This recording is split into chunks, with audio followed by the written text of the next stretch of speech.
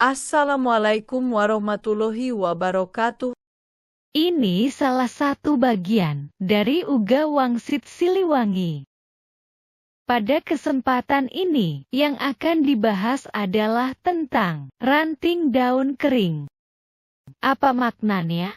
Tetapi sebelumnya, pahami ini terlebih dahulu. Mereka yang mendapat petunjuk dari Allah tentang kekasihnya yang akan datang. Siapa mereka?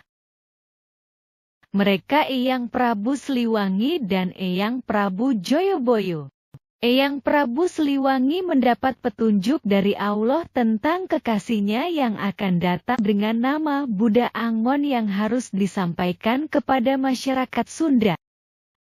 Dan Eyang Prabu Joyoboyo mendapat petunjuk dari Allah tentang kekasihnya yang akan datang dengan nama Satria Piningit yang harus disampaikan kepada masyarakat Jawa. Jadi Buddha Angon adalah Satrio Piningit atau dengan kata lain orang yang sama.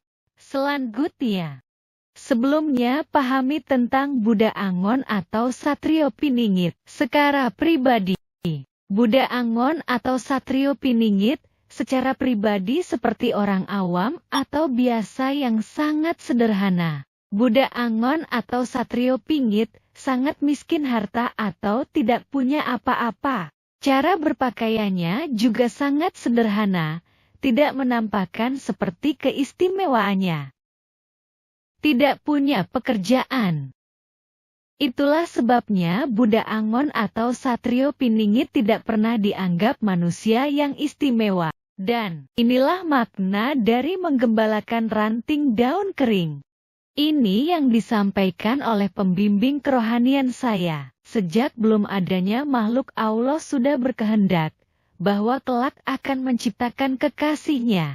Kekasihnya yang akan diturunkan ke bumi pada akhir waktu dari akhir zaman.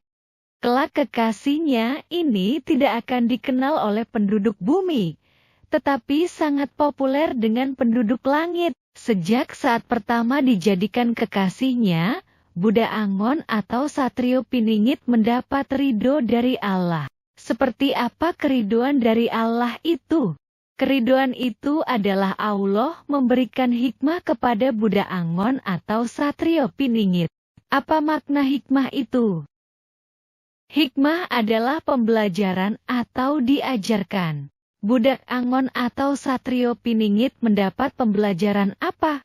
Secara khusus pembelajaran atau diajarkan tentang agama dari hulunya sampai akhirnya. Siapa yang datang pertama kali menemui Buddha Angon atau Satrio Piningit pada saat akan dimulai pembelajaran atau diajarkan agama? Di hari pertama yang datang untuk memperkenalkan diri adalah 1. Malaikat Jibril alaihi salam. 2. Malaikat Ijroil alaihi salam. 3. Malaikat Israfil alaihi salam. 4. Malaikat Malik alaihi salam. 5. Malaikat Mikail alaihi salam. Di hari kedua yang datang untuk memperkenalkan diri adalah 1. Malaikat Ridwan alaihi salam. 2. Malaikat Rokib alaihi salam. 3. Malaikat Atid alaihi salam. 4. Malaikat Munkar alaihi salam. 5. Malaikat Nakir alaihi salam. 6. Baginda Rasulullah Muhammad sallallahu alaihi wasallam. 7. Jin Ifrit. Itulah awal dari perjalanan Buddha Angon atau Satrio Piningit dalam pembelajaran diajarkan.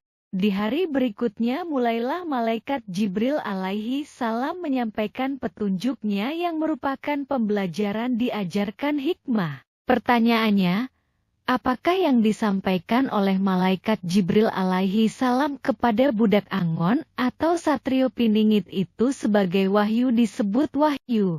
Jawabannya, bukan wahyu, tetapi petunjuk. Karena penyebutan wahyu yang disampaikan oleh malaikat hanya untuk para rasul dan nabi. Beberapa bulan kemudian, Malaikat Ijroil mulai turut menyampaikan petunjuk kepada Buddha Angon atau Satrio Piningit. Malaikat Jibril alaihi salam dan Malaikat Ijroil alaihi salam bergantian dalam menyampaikan petunjuknya. Juga malaikat penjaga ars mengajarkan atau menyampaikan bentuk struktur alam atau seru sekalian alam atau semesta alam. Hal ini lalu ditanyakan kepada Malaikat Jibril alaihi salam, kenapa bukan Malaikat Jibril alaihi salam yang menyampaikan bentuk struktur alam? Jawaban Malaikat Jibril alaihi salam, bukan hak saya untuk menyampaikannya, walaupun saya paham. Jadi seru sekalian alam atau semesta alam bukan alam semesta, karena alam semesta bagian dari seru sekalian alam atau semesta alam. Setelah sekian tahun berlalu dengan banyaknya malaikat yang menyampaikan hikmah, akhirnya baginda Rasulullah Muhammad Shallallahu Alaihi Wasallam juga datang menyampaikan hikmah. Bahkan Buddha Angon atau Satrio Piningit selalu mengkonsultasikan pendapat dari para pemecah belah agama, sehingga ilmu agama yang salah dapat dikoreksi. Apakah Buddha Angon atau Satrio Piningit diajarkan tentang masa lalu dan masa yang akan datang? Jawabannya ya, bahkan siapa dirinya yang sebenarnya juga diberitahu. Jadi, makna mengembalakan ranting daun kering adalah menerima atau diajarkan agama yang kemudian dikumpulkan dan dikatat. Suatu saat bila tiba waktunya, Buddha Angon atau Satrio Piningit harus menyampaikannya kepada para penyembah Allah dan mengkoreksi ilmu agama yang salah buatan dari para pemecah agama.